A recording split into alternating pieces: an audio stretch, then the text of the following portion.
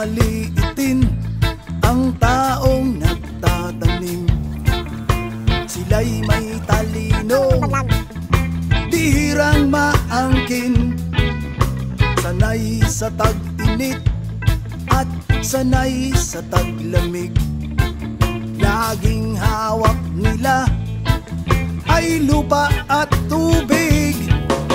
Mga halaman, hayop ay kayang paramihin. Buhay na bayani, kapangyariha'y pagkain. Silang dakilang magsasaka, mga kamay ay may agimat galing kay Bathala. Silang dakilang magsasaka, tungkulin nila'y pakainin ng bansa.